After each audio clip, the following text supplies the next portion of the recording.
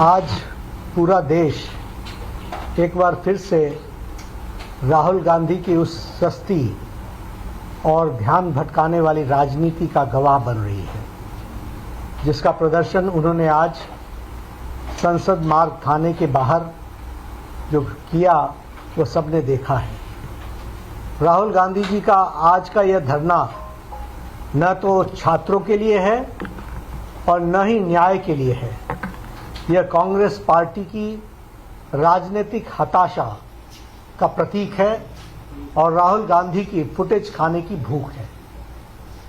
पूरा देश जानता है कि 20 जुलाई की घटना को लेकर माननीय सर्वोच्च न्यायालय ने पहले ही संज्ञान ले लिया है और पूर्व जज की अध्यक्षता में एक 5 सदस्यीय उच्च अधिकार प्राप्त समिति का गठन भी किया गया है।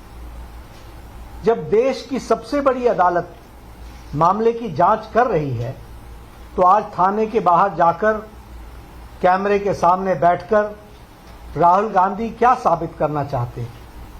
क्या नेता प्रतिपक्ष का देश की न्यायपालिका पर विश्वास नहीं है क्या? सच्चाई यह है कि राहुल गांधी खुद को सुर्खियों में जिंदा रखने के लिए यह कैमरा जीवी ड्रामा कर रहे हैं। आज जब राहुल गांधी संसद मार्ग में डीसीपी ऑफिस पहुंचे तो उन्होंने स्पष्ट रूप से बताया गया कि दिल्ली पुलिस की क्राइम ब्रांच पहले से ही 20 जुलाई के सभी मामलों में सघन जांच कर रही है। डीसीपी ने यह भी बताया उनको और आश्वासन दिया कि वे इस मामले में जो क्राइम ब्रांच को आपने कहा है वह उनको भेज दिया गया है और क्राइम ब्रांच इसकी जांच कर रही है। प्रशासन के इस स्पष्टीकरण के बावजूद धरने पर बैठ जाना राहुल गांधी के हठ योग को दर्शाता है और हठ योग के साथ साथ हताशा को भी दर्शाता है। इससे साफ हो जाता है कि उनका मकसद किसी को न्याय दिलाना या जांच करवाना नहीं है, बल्कि सिर्फ हंगामा खड़ा करके कानून व्यवस्था को चुनौती देना है।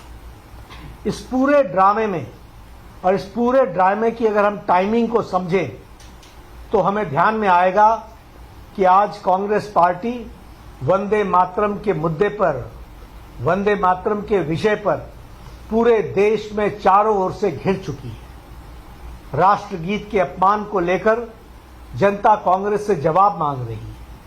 कांग्रेस के एक बड़े नेता तिरंगे वाले केक को काटते हुए दिखाई दे रहे हैं।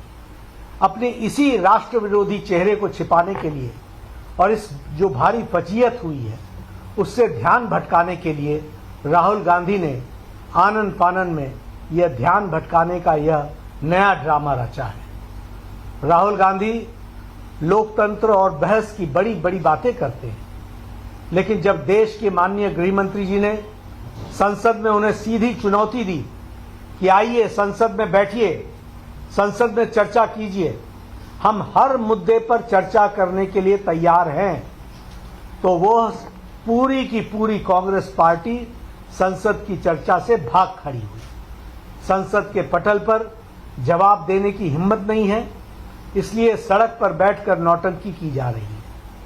आदरणीय प्रधानमंत्री श्री नरेंद्र मोदी जी के पहले ही उन्होंने कह दिया है कि कांग्रेस एक परजीवी पार्टी है। जो भी पार्टी कांग्रेस के साथ जुड़ती है उससे वो ताकत लेती है और उसी पार्टी को समाप्त कर देती है। अब कांग्रेस पार्टी बच्चों और छात्रों के भविष्य को भी खत्म करने पर आमदा है। भारतीय जनता पार्टी स्पष्ट करना चाहती है कि देश संविधान, कानून और न्यायिक प्रक्रियाओं से चलता है, न कि किसी परिवार के हठ योग या कैमरा के प्रति उनके प्रेम से चलता है। नहीं, राहुल गांधी को यह समझ लेना चाहिए कि जनता उनके इस हिट एंड रन वाले रवैये को और राजनीतिक पाखंड को भली भांति पहचान चुकी है। वह चाहे जितना ड्रामा कर लें, कांग्रेस अपने पापों और उसकी जवाबदेही से भाग नहीं सकती है। जनता उनसे जवाब मांग रही है और उनको जनता को जवाब देना